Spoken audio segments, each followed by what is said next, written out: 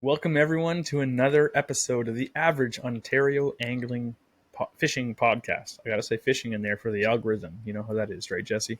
Yep, you got to do it. And as tradition states, as we always say, Jesse is sitting in with us too, and we have an interesting topic today. I know we say that pretty much every episode, but I'm here to promise you that this is an interesting topic because it's weird, it's creepy, it's freaky, has to do with fishing, obviously. And we're going to let you know what that is in a little bit if you haven't already read the title and guessed it. But first off, we're going to have an interesting fishing fact from Jesse. Hit us with that IFF. All right, so this is more of like a public service announcement, interesting fishing fact, because it is something that everyone... AOA PSA. Yeah. This is a topic, it is something that everyone has to deal with. Absolutely everyone. So that is dehydration. It is summertime. It's hot outside. It's nice. The other day I was outside and my brain was frying. It was so hot. And I was like, man, I can't imagine being on the lake. But guess what? There are wackos all the time that go fishing in the heat. I know one. His name is Andrew. He knows one. His name is Jesse. So we all do it. It all happens. But I thought we could go over a few tips about dehydration, why you don't want to get it, and why it's important for you to know these facts as an angler, because it can be very serious. So if you didn't know, if you literally are a fish and you're just coming out of the water, what dehydration is, let's just cover this quick. It's easy. You guys all know this, but dehydration occurs when you lose more fluid than you're taking in, and your body doesn't have enough water and other fluids to carry out its normal functions. So this is important, especially in the summer heat. Like I was just saying to my wife, I love fishing in the summer to a certain extent, but to the other parts, I'm not really a fan. Like, you go fishing in the summer and it's like at first in June, you're like, oh, this is nice. You take off your shirt and you're like, feel the sun on my skin. And then by like the dog days of like, August, you're like, why is my skin peeling off? Or like you're just all moist all the time. It's, oh man, it's bad. So it can occur at any age. So if you're young, if you're old, it doesn't matter. If you don't drink enough water in hot weather, you can be in trouble. So it makes the point that you can usually reverse mild to moderate dehydration simply by drinking more fluids. And we're going to talk about what fluids to drink. But if it gets to the point where it is severe dehydration, it becomes a big issue. And I know Andrew has a little story about that we'll talk about. So you may wonder, how do I know if I'm dehydrated? Now, the main thing I think that everyone tells you is if you're thirsty, you're already dehydrated. Your body's telling you you're dehydrated. I was looking at a bunch of studies, and they were surveying 100 people, and they were like, how many people drink, you're supposed to drink 8 cups of water a day, and that's not even if you're like outside in the heat. And they're like, how many people actually properly hydrate themselves? What do you think the percentage of people that actually properly hydrated themselves? It's got to be low, maybe like 20%. Yeah, maybe it was 30? like 75% of people are dehydrated out in the summer. So that's pretty excessive. And I know for myself, when I'm fishing, I know Andrew too, we have to remind ourselves to drink and eat, especially drink. Like we'll be fishing and all the time I'm like, Andrew, you should drink some water. Cause he gets so into it. He's like, oh no, just like trying to get that bite. And you really have to just sit down and chug some water, regularly, or else you'll literally go dehydrated. So here's some signs. In case, you're looking after your buddy or you're just by yourself, here are some of the signs that you are dehydrated. Extreme thirst. Who would have thought, extremely thirsty? Man, I might be dehydrated. This one's pretty fun. Less frequent urination. You're like, if you can't remember the last time you peed, you're probably dehydrated or should go to the hospital. If you haven't risked your life by peeing over the gunnel, you're probably dehydrated today. Yes. How many of these things just sound like a normal fishing day? Extreme thirst? Yeah. Less frequent urination? Well, I don't want to like unzip my fly if mosquitoes are around, so I'm just going to hold it for now. Dark colored urine? Not good. You want it to be not dark. It's not supposed to come out the same color as the coffee you drank that morning. Fatigue. That sounds like a normal fishing day for me because generally we wake up pretty early to go fishing. Confusion. Hey, I'm on the lake. The fish aren't biting. I'm confused. I don't know what the heck's going on. I can't catch fish. Is it possible that I'm dehydrated?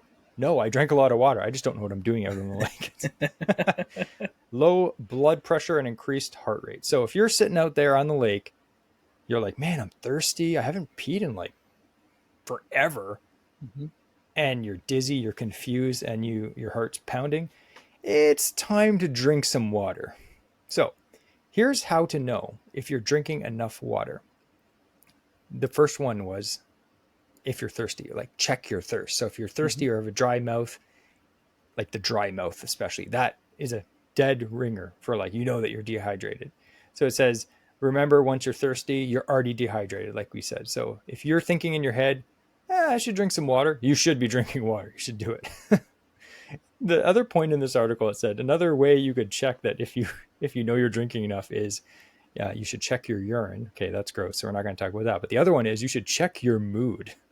Hmm.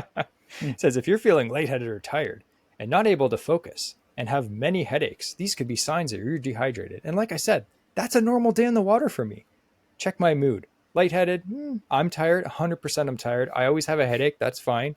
And yeah, That the explains regular those confusion. videos of those guys like losing that bass and they just like snapping their flipping stick over their knee and whatnot. It's like, Yep. I Those bet you they guys were didn't drink enough. dehydrated. Yeah. Yep. So, what are the best drinks to drink if you're dehydrated? Water. Electrolytes. Yep. So water, Gatorade. Gatorade's good because it has electrolytes in it, and Mhm. it actually has some sugar in it too, unless you're drinking Gatorade Zero. But sugar actually helps your body absorb electrolytes more efficiently.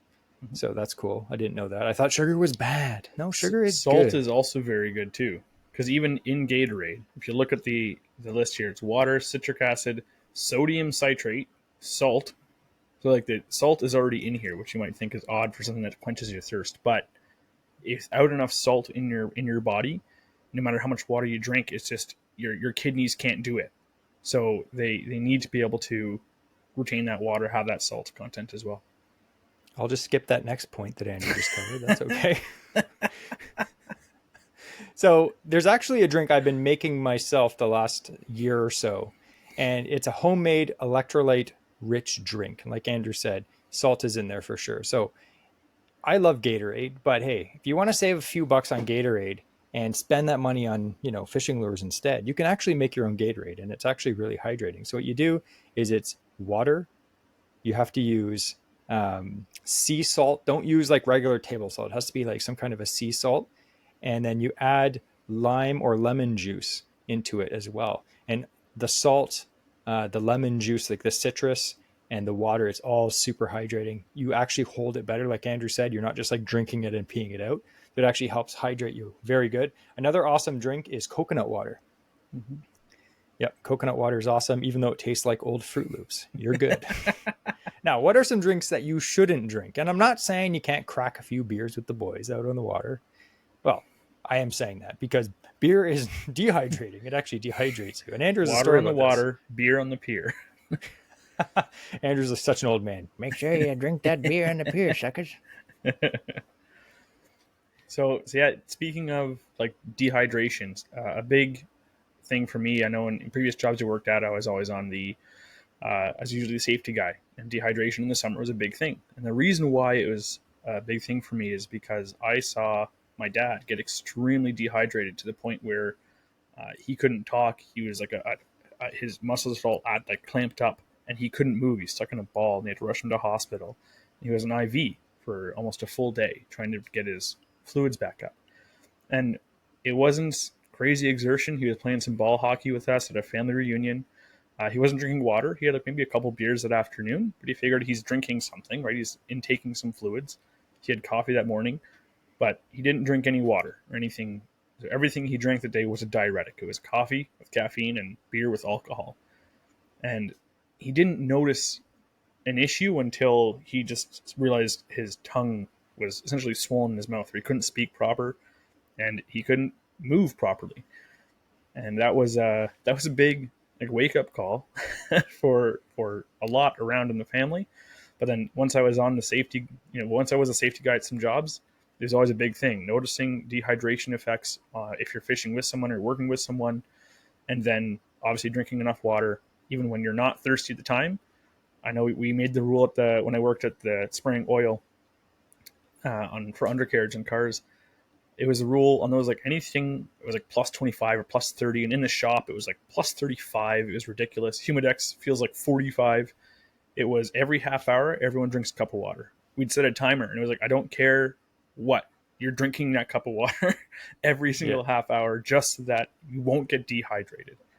So that's very important in especially the summer months, but even in the winter time, ice fishing, if guys go out and they don't bring water, they just bring a case of beer and sit on the ice for all day, chances are you too are going to get dehydrated. Yeah. And one of the tips would be, if you are going to drink, let's just say beer, because you probably shouldn't be drinking hard liquor out on the water, but if you're going to be drinking beer, mix in some water with it to help you keep hydrated. So other drinks that, like Andrew said, they're diuretics, they dehydrate you to a certain extent. Soft drinks, coffee, alcohol. Avoid those things, especially if you're just out there trying to enjoy yourself and not be serious about fishing. You're probably not listening to this podcast. This podcast is for serious anglers. Those guys and girls that are just like, they're laser focused on the fish. So one of the main benefits of being hydrated is sharper mind. I want my mind to be sharp, like a razor blade. Split decisions. Fish over there. Skip under a dock. You're dehydrated. You skip under a dock. That's not even a dock. That's a picnic table up on the lawn of that lady's house. You're so confused. You don't know what's going on. So make sure you're hydrated so you can actually be a weapon on the water. And another cool thing is drinking more water helps you eat less, which makes you get a chiseled bod. So that is the interesting fishing fact. Be safe out there, everyone. If you are fishing, it is extremely hot. This is Canada. It's not cold all the time. It actually gets stupid hot in the summer in some places. And it is a massive, massive issue is getting dehydrated. So we want you guys to be safe out on the water. So make sure you drink some of the cool recipe I told you. And, add Mio to that to make any flavor you want.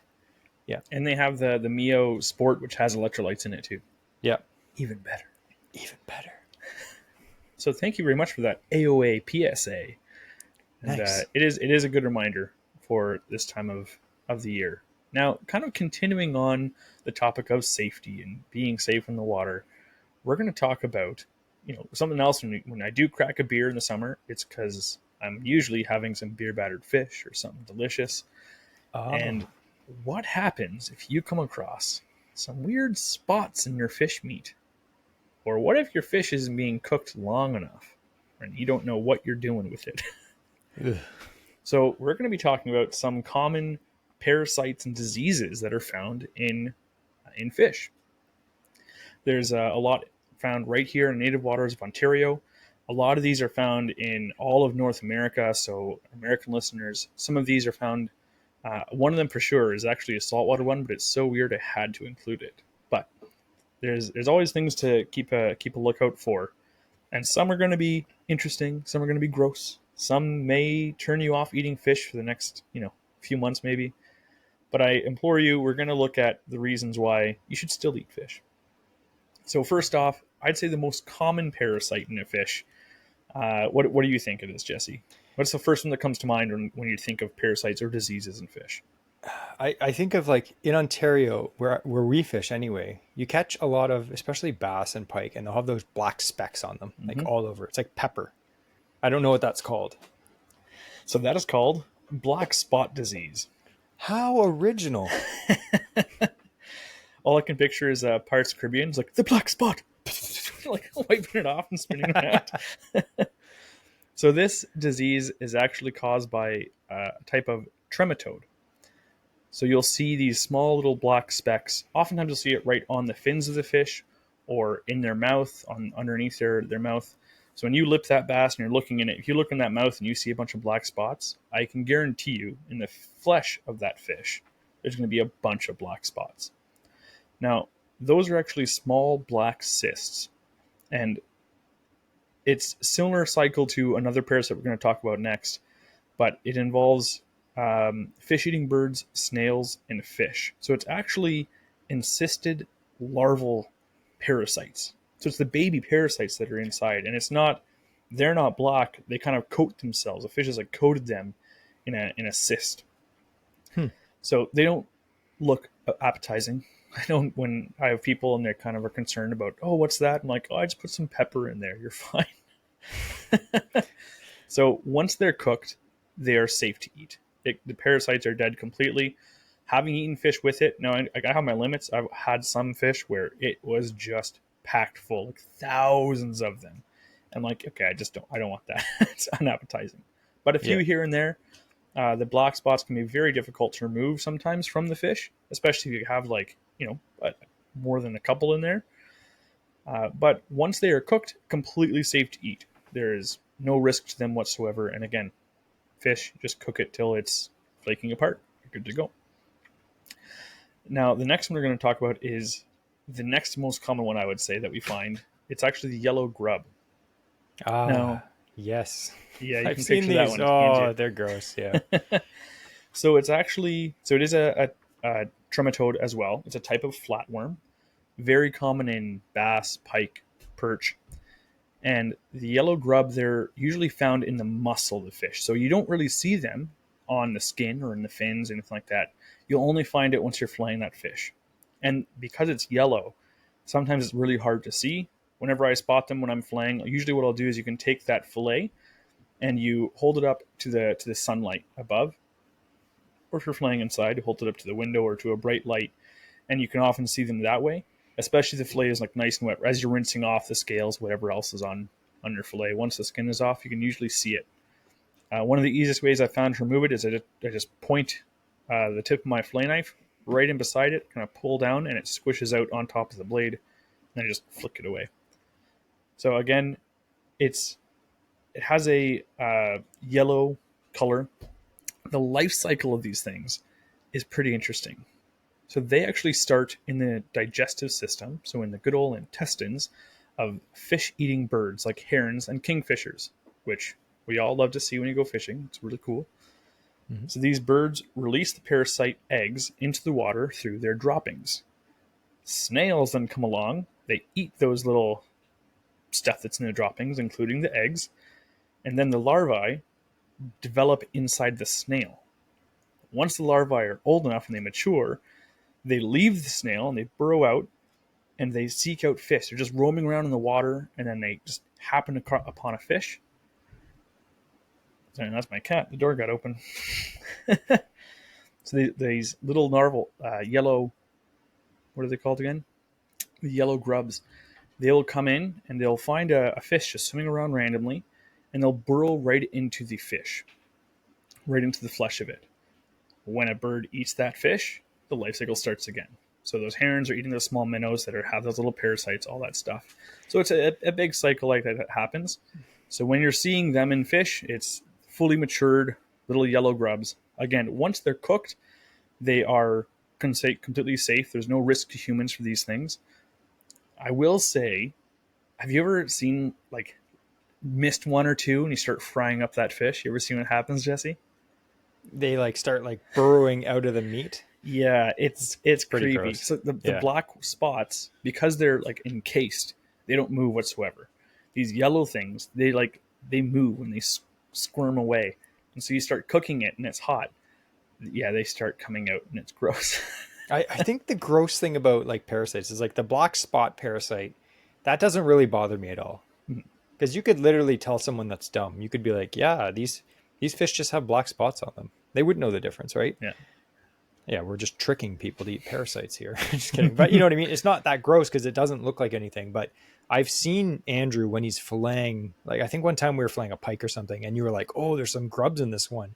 And you were like carving them out of the fillet, and they're like little grubs like you'd find in your garden. And they were like moving on the fillet hmm board. It's like it's different when it's an actual thing. You yeah, ever see like when they're pulling like a tapeworm or something out of like someone on like they're like, ew, this tapeworm comes out and it's just squirming around after. It's like, oh, ew, it's that was nasty. inside? That's disgusting. Yeah, Yeah. some of the parasites that humans get are like the most disgusting. Thankfully, Yeah. most of the stuff in fish don't transfer into humans, which Oh, is thank goodness. good news. So literally what you're saying though is like these parasites so far, if you fry them up and you kill them, hmm like you hit that temperature you got to hit, like whatever, 165 or whatever. I don't know what it is for fish, but like you hit that, you're going to kill the parasite and technically you can eat them. you Completely know? safe for consumption. Yep. Like, let's be No, serious. no How risk. many parasites and crap is inside of meat that you buy at the grocery store? Probably way worse than what you're going to find in a perch, you know? When you go sit down in a restaurant, and you're never going to think about sitting down in a restaurant ever again, and you kind of sit down and you grab the edge of that chair and you scoot it forward, and you go and grab your delicious saucy wings and you bite into it and you lick your fingers off, you have no idea how many things you just ingested that wasn't chicken and sauce. Like, I don't care This how is, well you washed your hands in the bathroom, you just touched that chair. Like, but thankfully, our bodies are designed to break down a bunch of stuff in our stomachs. So contracting parasites and stuff like this, when the food is prepared well and properly, contracting parasites is unheard of, essentially. Even in other parts of the world, it's when you don't have properly cooked food that you can have issues, right, Jesse? yeah. Yeah. I literally just got food poisoning last week. Not by food that I cooked, but yeah, it's a terrible thing. But you know what would be even worse? It's like I just got food poisoning from like eating some bad food, but like it'd be worse to know that you got food poisoning because you ate bad food that had grubs in it, and now Yeah. they could possibly be just squirming through your like guts. Mm. Gross. See, this is why I don't let Andrew pick topics for this podcast, because they're all disgusting. Well, I want you to picture this next one, Jesse. This Okay. is called the tongue louse. Have Ah, you heard of this thing before? no. So thankfully, it seems like it's only a saltwater parasite. Thank goodness. Thank goodness. So this thing, it's a free swimming larva going through the ocean, going through the water, and then they enter a fish mouth. Usually because the fish will just eat it because it thinks it's food, because it does look like it, and then it'll attach and bite and attach itself to the fish's tongue. And Ugh. eventually, this tongue starts to atrophy because this louse is just feeding off of the fish tongue. And it's growing in size, and the tongue is shrinking in size. Now, eventually, the louse takes over the function of the tongue. So when people hold these fish and they look in the mouth, what looks like a tongue, and you realize that's a parasite. That is the tongue. The crazy Ugh. thing about this is the fish that are infected with tongue lice, there's no adverse effects really to the fish. They can feed as normal, they eat as normal. Yes, their louse is feeding a little bit off of them, but it's not killing the fish by any means. And they still have a functioning tongue in their mouth. That is a whole other creature.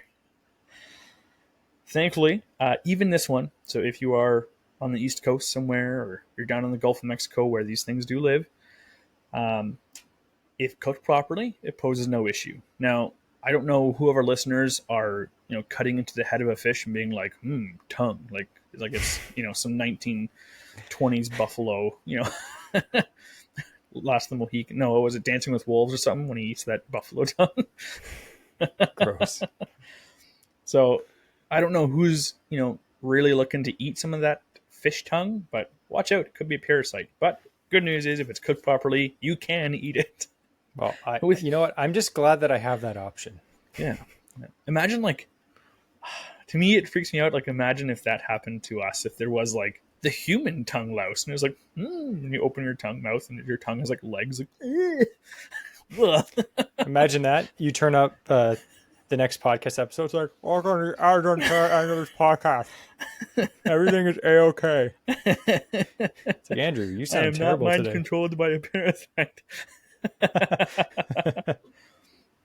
So going back into some native fish, what would you say is the highest ranked and the most classic like Ontario fish that people eat? Salmon. Salmon as an Ontario? Okay, that's fair. That's a fair point. I was looking for walleye. Oh, I was going to say pickerel, but okay. I guess if you're a true Canadian, you'd probably call it pickerel. Although, as we discussed before, walleye is the accurate terminology. So, walleye, they are highly sought after. People from the States often come into these fly-in trips. The Fishing Canada show, half their episodes is them catching walleye. It's what people like to do in Canada. That's what they think about Canada for. Now, one of the things, and I had learned about this recently, is Like, we all know that eating freshwater fish raw is dangerous because you have parasites. Again, the ones we already talked about, they're safe once the fish has been prepared and cooked properly. So here's another one that is extremely common. I didn't realize it was this common. Is a tapeworm. And Ooh. walleye are, like, for some reason, are very high in whatever tapeworms live in for fish in Ontario. Now, if ingested raw, it is exactly what you think of. It is the tapeworm that we all are afraid of. And it can lead to various different conditions, abdominal discomfort, diarrhea, weight loss. I mean, that sounds good, but you don't want all that medical stuff that goes along with that. So, again, thankfully, cooking the fish kills the tapeworm. So when it's cooked, it's safe to eat. But some of the guys and stuff from up in the northern lakes and stuff on these fly-in trips, when you talk to them, like, have you ever seen like tapeworms? And they recognize them, and you'll see them when you cut the skin off the walleye. Apparently, if you look, there's often tapeworms like right in that flesh, right against the skin, and it's not the yellow grub, it's not the black spot disease, it's tapeworms. Gross. And it's something that I've eaten a bunch of walleye. At some point in my life, I've probably ingested a tapeworm. Thankfully, I cook all my fish. So if you haven't, figured out the common thread to be safe is cook your fish. It's usually a good guideline. Cook the food before you eat it. Even if it's pre-cooked, like hot dogs. Those of you who go out there and just eat cold hot dogs out of the package, you're weird. Hey. Jesse's like, that's me when I go camping. That's disgusting. So we talked a lot about different parasites, but what about diseases? So one of them is VHS. We're going to call it VHS. And no, I don't mean those old big cassette tapes you had to be kind and rewind before you dropped them back off a Blockbuster. And half of our listeners just have no idea what I just said, but because they're young, just FYI. So it actually means, because they're dehydrated and they're confused.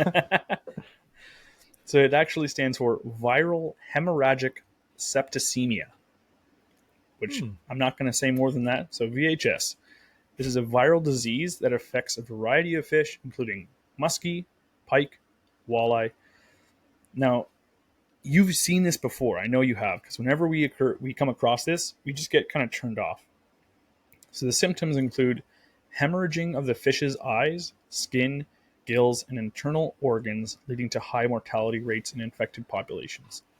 So have you ever caught like a fish and its eye is like all bloody? And I don't mean like a rock bass. I mean where its eye is naturally red. You can catch a largemouth bass and his eye is like getting like swollen and it's bloody looking, and you didn't send a hook through that eye before it happened. Like, Yeah. so that is VHS, and that will happen oftentimes in these fish species, and essentially they die off from it because it's internal bleeding. So unfortunately, it is around. It is spread through the water and other infected fish. There is no known cure for this. So we do our best. This is another reason why transferring fish from one body of water to another can be so dangerous. Because if it's an infected fish with this and you introduce it to a whole new population, that whole lake, a body of water, is now affected. And pretty much all the fish in there can contract this and will just die. Not all at once, but I mean, you're going to have some die-offs because of this in the water.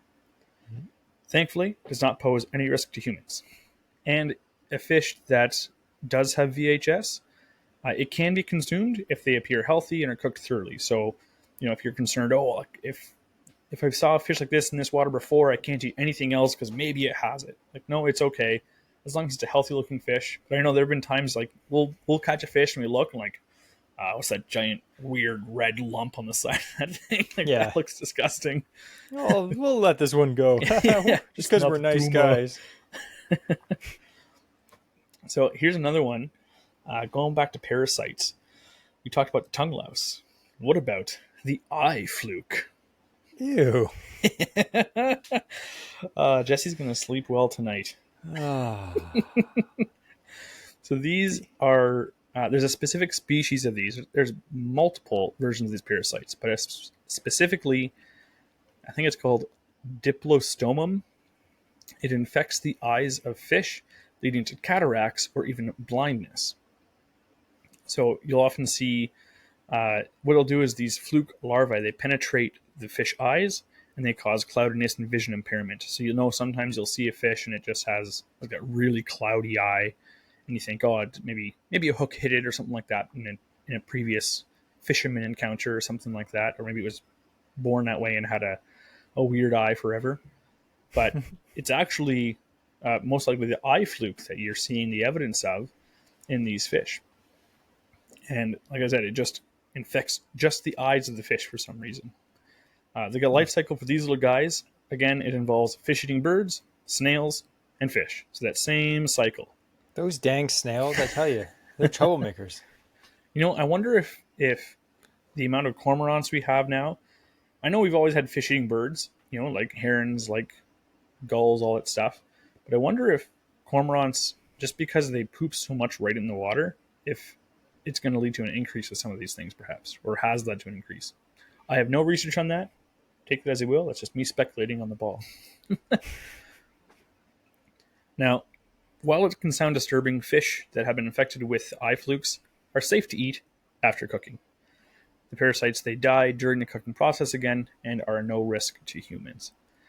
So again, what's the main rule we're hearing, Jesse? No eating raw fish. That's right. Even saltwater fish, when you go get sushi and they say, oh, like fresh, saltwater, fresh tuna or whatever, fresh salmon, and you're eating that delicious sashimi on that platter, that fish itself, even though it's from salt water and people may think, oh, you can just eat it straight from the water, you're good to go. Even that has been specially prepared by freezing it. I think it's minus 18 degrees for 3 days. Same thing can be done with freshwater fish, and then it too would be sushi grade. It is clean fish. So it has to be for a special deep freeze freezer for 3 days, and then that kills any bacteria or parasites that are in it.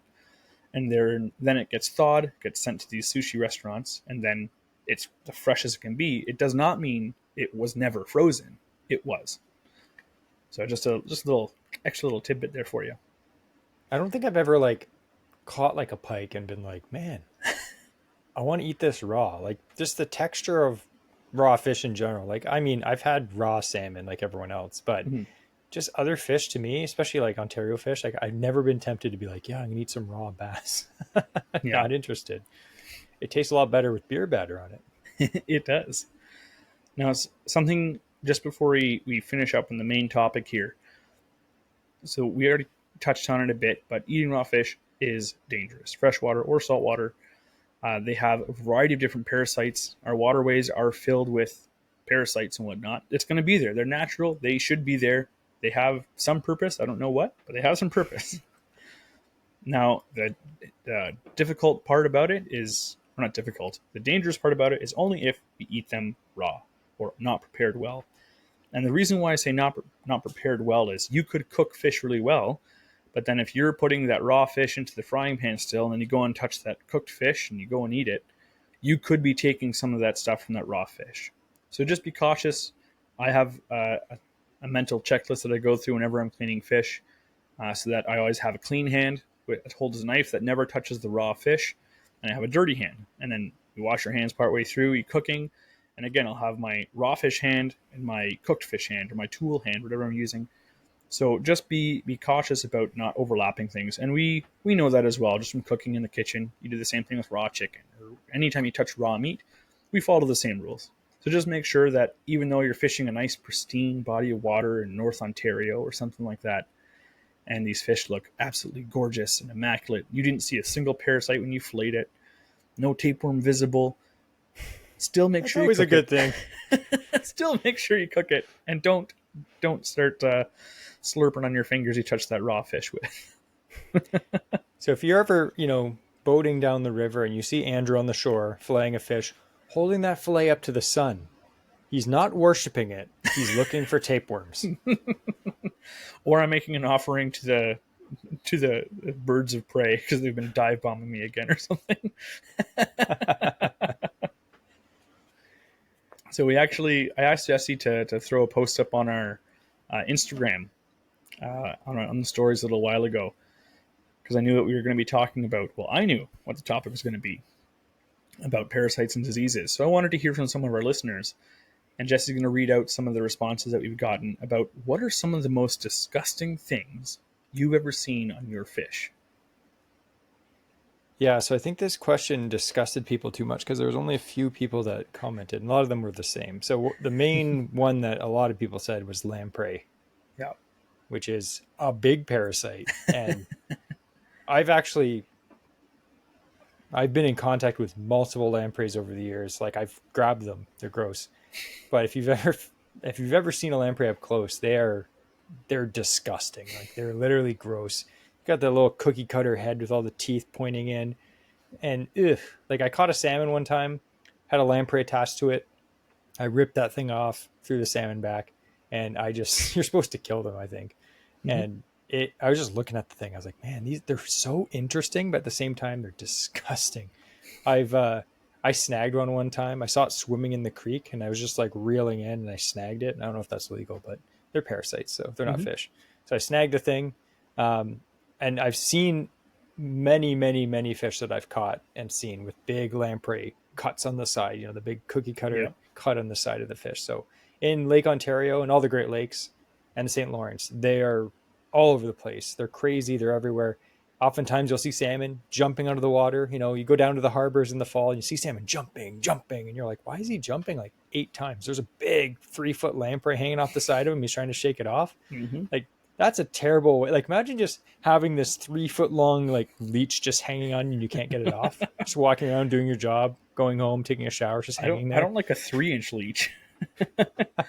It's actually too bad for you. Speaking of lamprey, I remember one time we were salmon fishing, Jesse and I, and Jesse hooked into the salmon, like just casting from the shore, and then we landed this thing in the net, and he had snagged into the lamprey on the side of the salmon. Yeah, yeah. Like the strength they have to hold on is impressive. So if you do catch a salmon, and or a steelhead or something, or a big brown, and the lamprey stuck to the side of it, just grab your pliers, grab onto that thing behind the head, and just yank. Like, get the thing off, chop it into bits, and throw it in a garbage can. You're good to go. Yeah. Or if Andrew said, cook it up to 165 degrees and you're good. Just kidding. I don't know. Don't do that. Some guy, he messaged one of the weirdest things he saw is he found a big tapeworm in a burbot. Ooh. And then he said, still ate it. Maybe means the burbot, not the tapeworm. So, yeah, they're out there. You know, I've never seen a tapeworm, but I've also never looked for one. Yeah. So I'm been looking this year. I haven't come across one yet, but I've been looking to see if I could find one. I'm not going to be turned off of eating the fish if I do. It's just like the yellow grub. I'll just pick it out, flick it away. But yeah, apparently they're quite common. Ugh.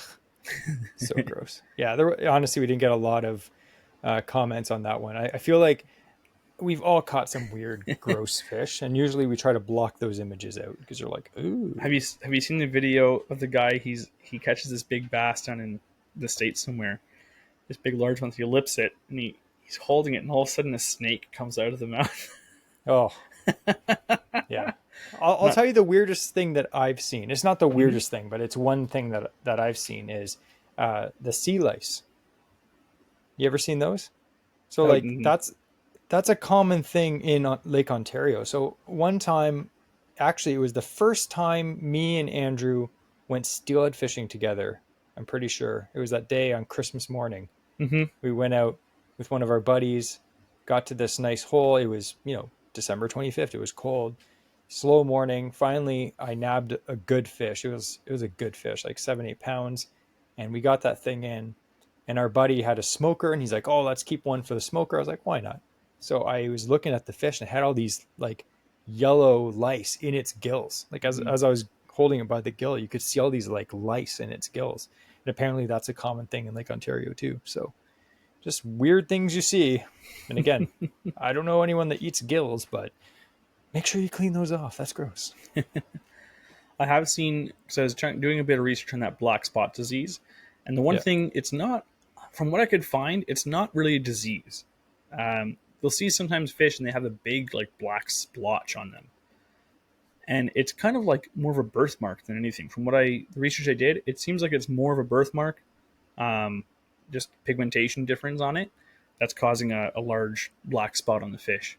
Because that's what I Yeah. thought black spot disease was. I thought those little black parasites inside were something different. I wasn't sure, but apparently the black spots, those just large black spots, are harmless. You know what they say? Your birthmark is where you got killed. It's where you got killed in a previous life, if you believe in that. So I've got a birthmark on my arm. Oh, it's the other arm. And so I must have got shot there, or someone shot an arrow there. So really, if What you a way to think, go! He went down with a flesh wound. yeah, hey, it killed me. But maybe if a bass has a birthmark, that's how it died. Just has like a big, hole in the side. It's like, man, I don't know what happened there. Some lamprey must have killed it. It came back with a black spot. I don't know. It's like Jesse believes in reincarnation now. I was gonna say, yeah. So there's a lot of weird stuff in Ontario, but it is good to Mhm. know, because I was gonna say I've had many people, actually just some family a few weeks ago. They went up to a cottage, they caught some fish, and they didn't keep any of the fish. They don't really fish that much because the fish had black spots on them. Mhm. And they told me, they're like, oh, the fish had parasites, we couldn't eat them, we had to throw all the fish back. And I was like, you can eat those fish. And they didn't know. Like, and I Mhm. mean, it's a very, it's not, it's understandable why they said that. Like, obviously, if you didn't know anything about fishing, and you're like, this fish has parasites, you wouldn't be like, it's probably fine, I'll eat it anyway. So they took the safer option, but in reality, I was like, no, that's fine, you can eat those fish. Because they Mhm. showed me, and they were just the regular black spots that you see on half the lakes in Ontario. But it's a good topic, because there's so many different things you can see in fish, and like half the things you talked about today, I didn't even know were in fish. So Yeah. it's good to know, especially the tapeworm thing. That's disgusting. And another thing too, like with the black spot disease, again, that I would have to say is the most common thing I experience in Ontario fishing. And the one thing that Jess and I have kind of learned over the years is before we never really took note of what the fish looked like externally, and we start filleting it and we're like, oh man, this thing is absolutely loaded with it. Like I remember the one I caught at the cottage, Jesse, and I filleted it and there was like millions of these things in it. It looked like half of the flesh was black spots. It was Yeah. ridiculous. And it came out of a super warm, shallow bay where I caught the smallmouth. And we find that the warmer water, you get a lot more of these parasites in if you're catching the fish in a warmer area. The colder water fish, again, could be the same species, same body of water, but the ones you're catching in a bit deeper water, or by river mouths and whatnot, usually are a little bit cleaner overall. But what I've found is you can actually kind of, like I was saying, if you lip the fish, or the bass especially, pike is another one that often has a lot of those spots, although more often than not, pike, they have a lot of it in the fins and on the skin, but not too much in the meat itself, which is another reason why I like eating pike. But you Mm. can look inside the mouth and see how far and how much is on the tongue. It's not going to be a tongue lice. That doesn't exist in freshwater, thankfully. But look how many black spots are on the tongue. And that's kind of a fleshy part of the fish that you can kind of see, like, hey, there's lots of them there. If you're seeing a few on the fins outside, there's going to be some in the flesh, but I find once the tongue is just like loaded with them, usually all the flesh in that fish is also going to be packed with those little black spots. So if you are being choosy and you don't like to eat fish that have an absurd amount of those, I understand. I don't like to either. So those are the ones that I'll just take a couple seconds, look at, observe, and then throw those back. Yeah, definitely. Well, I'm not going to eat fish for a while. Thanks, Andrew. So I do have some news. Mm, AOA news, which is something we haven't done in a few weeks/months. So I thought we could just go through some of these things. Not everything. There's tons of stuff we could do every week, but I like to think that some people, they like to keep up with certain things and other people don't. Like, some people are like, "Oh, did you watch Bassmaster last week?" And I'm like, "A little bit." And some people are obsessed with it. Some people don't even care at all. So I'll try to go through different things. But I'd like to give a shout out to Bianca from BH Anglers. Now, I'm pretty sure I met her at the spring fishing show or the sportsman show. I'm not sure. It was one of those I met her. But she actually fished on St. Clair last weekend, and she placed 24th out of 172 boats. that's awesome. She's a hammer, an absolute weapon. That's such an accomplishment dude, if I fished that, I'd be 163rd. They'd be like, there was only 162 people. I'm like, I was in the negative. Sorry, guys. So congratulations to that. That's fantastic. I'd be stoked. I'd be stoked if I beat half the people, let alone being in the top 24. That's amazing. Good job. Another thing, I thought I'd read a little review we got. So last week's episode was about frog fishing, which I had a lot of people message me about that episode that they enjoyed it. So I'm glad that you guys enjoyed that. Had a bunch of people buy the Z-Man goat toads with good success. I had a few people send me pictures of bass they caught over the last weekend. And those baits, the goat toads, again, no affiliation with Z-Man, obviously. I wish we did, but Not yet. they slay. They slay. So this is a little review from Colton. He said he put the tips and tricks to work from the Totally Weedless episode, and he landed his 2024 PB largemouth coming in at 5 pounds, 12 ounces. He said, love your show. I've watched every episode. You guys do such a great job discussing fishing lore and everything in between. Keep up the great work. Tight lines. So thank you for that message. Yeah, that's amazing. 5 pounds, 12 ounces. That's a chunky bass. That's awesome. I wish I caught a bass half that size. Another thing, if you keep up with the bigwigs fishing there, Cooper Gallant slammed him on the St. Lawrence last week. He came in number one. Who would have thought that Cooper Gallant would slam out a number first place, 26 pounds, 26.97 pounds. That's like a boss, man. That guy is going places 100%. So and that tournament, is that 4 fish or 5 fish still? That's 5 fish. Okay. So I know some of the tournaments are gone to 4. I was going to say, if that was 4, that's I'm pretty sure it's 5, but even still, that's over 5 pounds of fish. Like, that's dude. Nuts. But Cooper's a hammer, absolute weapon. And I thought I'd read one more review. This is a review that we got on Apple. We've had a lot of reviews come in the last few weeks. I know we haven't really been begging you guys for them, but we've been asking because there's a lot of really good reviews, but there's some really, really good ones. And we like to read those ones. So if you haven't left us a review yet, we'd really appreciate it. It actually helps us in the charts and with the ranking too, which is absolutely fantastic. So this is a review from Nick. And he's actually not from Ontario, so I wasn't going to read this one, but he's actually from Winnipeg. So, man, dude, he's from Winnipeg. I feel sorry for him. Just kidding. It's okay. So he's from Winnipeg, Manitoba. And he says, hey, been listening to you guys since, I think, episode 2 or 3. Why didn't you listen to 1, man? 1 was the best. Just kidding. It's okay. I've been really into fishing since I can remember, but only really got into bass fishing last early spring. Was looking for a Canadian fishing podcast to learn more and stumbled upon this beauty. From the first episode I listened to, I was hooked. You guys are so funny, passionate, and knowledgeable. In the past year and a half, I've learned boatloads from this. I'm now kayak fishing for bass every Saturday. Now Monday morning drives to work are something I look forward to. So he says, can't wait to see what you guys do next. So we appreciate that review. That's awesome. That makes us, that makes me smile. Makes it kind of worth all the effort it takes to do this podcast. So actually, I've heard a lot of people say that they really enjoy their Monday morning commute. Mm-hmm. And I look through, obviously the podcast comes out Sunday morning. A lot of people listen to it Sunday, but the most downloads we get is on Monday. So a lot of people are listening it on the way to work. So, the commute sucks. A lot of people drive pretty far to work. So if you're listening to this and you're on your way to work, unfortunately, after the weekend, we're glad that your morning commute is, a little bit better. And, one day, maybe, if we start doing more podcasts, this isn't going to happen. We'll do 2 episodes. You can listen to one on the way home from work too, but don't hold me to that. Don't hold me to that at all. The only way that's going to happen is if Patreon really steps up their game.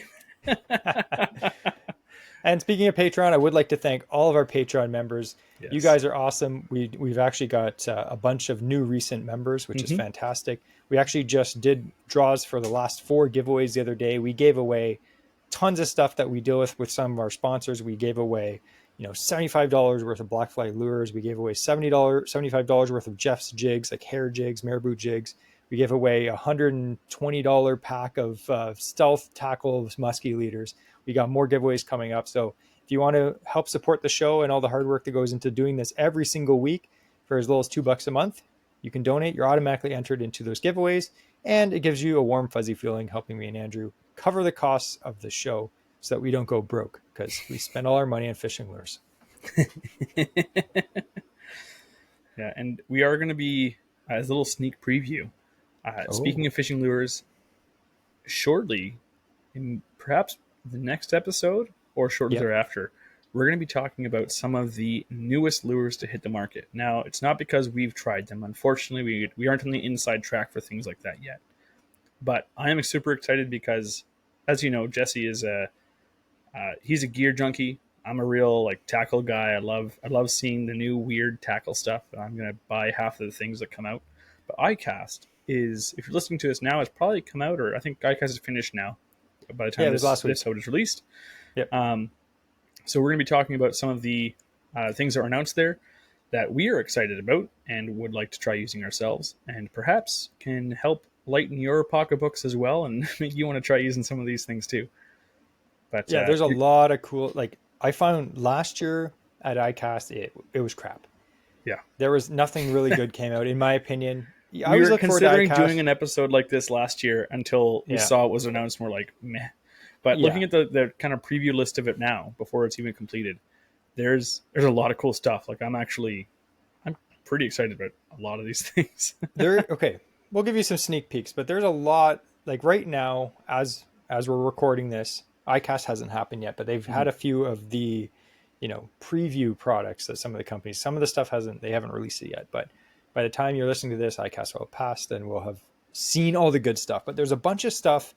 They always have some of the iCast stuff and like, oh, this is new, but it's stuff that's been out for a year already. You're like, this isn't new. We already have this stuff. Or in some cases, been out for 50 years. Yeah.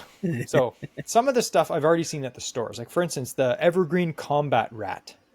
That thing looks sick. It's got such a cool wobble. It's already at Gagnon Sports. I've seen it. It's there.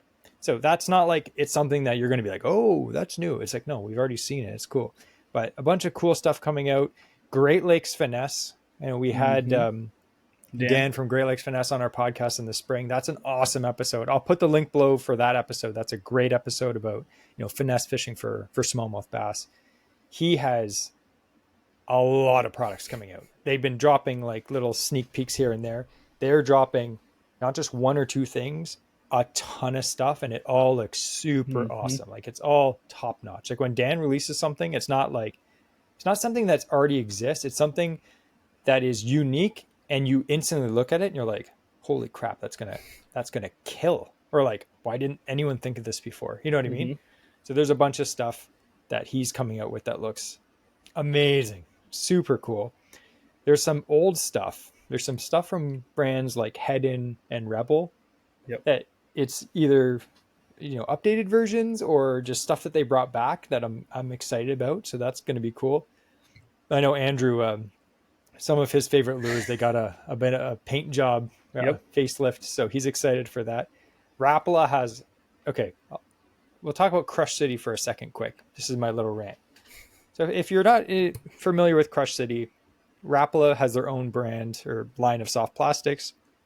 And you have to think Rapala is a monster company. They have a massive budget. So when they come out with something, generally speaking, it's good. Like there's 50 other things that they tried and just scrapped. Yeah. So I was skeptical about any brand that just comes out with soft plastic. I'm like, dude, it's going to be just like anything else. And like, I'm not like, I like Rapala stuff. It's great. Right. No big deal for me.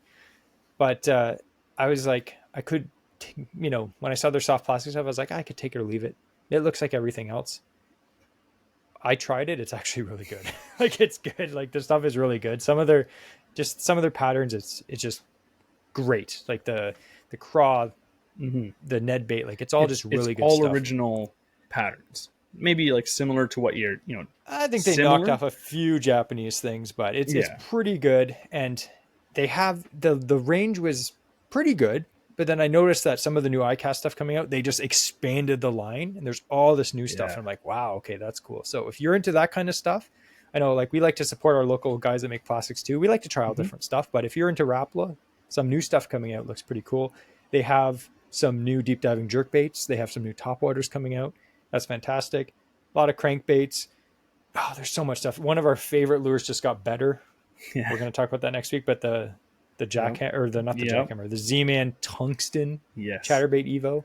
So one thing I was super excited to see too, which again, we're going to go more into, but with the gear side, there's a few more things from BFS that is coming out. And I'm glad to see, I knew it would. BFS has been growing for years, but the fact that there's like a bunch of different things that have been released from different manufacturers for the gear side of it is fantastic. So I'm excited. I might have to pick up a couple more things myself. Yep. People complain that when we talk about things that they feel they have to go buy it, or the girlfriends or boyfriends of people are like, oh, like every time they listen to an episode, they have to go to the store and buy what you just talked about. And I just want to let you know that we know exactly how that feels because we read an article or like, oh, here's a list of stuff from iCast, and we got to go to the store and buy it. Yeah. Do we need it? We're the Absolutely same not. thing. Yeah, we do the same thing. So yeah, there's a bunch of stuff coming out from Daiwa. Like we're big, we're Daiwa fanboys. We're Shimano fanboys too. Like I like them all, but there's a lot of we're gonna get into this next week. There's tons of good stuff from Daiwa coming out. Yes. Daiwa they hit the nail on the head so many times for like just good value and price points that so does Shimano though. Like Shimano, like they have some stuff coming out that's just so good. I just want to buy. Like I don't need it at all. I just want to try it. Like I wish they had like a leasing program. It's like, yeah, lease this reel for 3 months. Like, okay, after the summer, trade it in, get the new one. I don't know. But I'm excited. There's lots of stuff coming out. There's really cool series of rods coming out from St. Croix, a bunch of other brands. Like we're gonna go into everything. And again, this is stuff that we're just gonna speculate about and talk about our opinions about because like we've used a ton of stuff, but at the same time, I hate when people do reviews and it's like, I'm going to review this and they just got it. It's like, you can't review that. Well, the box is a beautiful glossy color and you can tell by the cardboard quality. It's they didn't skimp on the packaging. Like, I don't care. Does it catch fish? Exactly. So I'm excited for that. Yeah. Next week's episode is going to be an absolutely killer one and it won't make your stomach turn like this week. So thanks again, Andrew, for that amazing episode. It's funny because like I mentioned, I got the stomach flu. Or I got food poisoning and I was just out of it. I was like, usually we try to, record a week ahead. And Andrew's like, oh, do you want to record? And I was like, dude, I feel like trash. And he's like, okay, I'll come up with a topic. And I was so out of it. I was like, okay, yeah, okay, good. And then he's like, yeah, it's about parasites. I was like, of course it is. I'm glad that my situation just enlightens you to, get the creativity, the juices flowing in your brain. Hopefully the tapeworms aren't in there too. No, there's a whole other type of parasite that's living in my brain. So yeah, I thought the plumbing glue would have killed all those. Sometimes it does make them loopy just as much as me. But we want to thank all of our listeners again for sticking with us on this, as Jesse said, perhaps stomach churning episode. Maybe people like thrillers and horror stuff. Maybe they really liked this episode. If you did, please leave us a review. If you didn't, leave a review on the next one that you do like. No bad reviews. We're actually been doing really good. Like Jesse said, we've had a lot of awesome reviews. So again, we encourage, if you haven't done so already, or if you want to leave another one, or if you want to revise or extend one you already made, by all means, do so. Please do so on whatever streaming platform you listen to us on. We love hearing that feedback when you get the opportunity.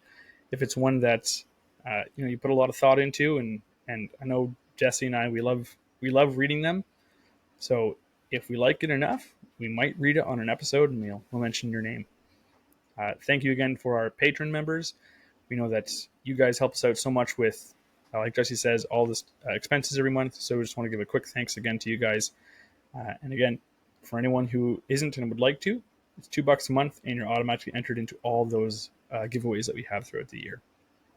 Yeah. Now, before we go, we have the quote of the week. So hit us with that, Jesse.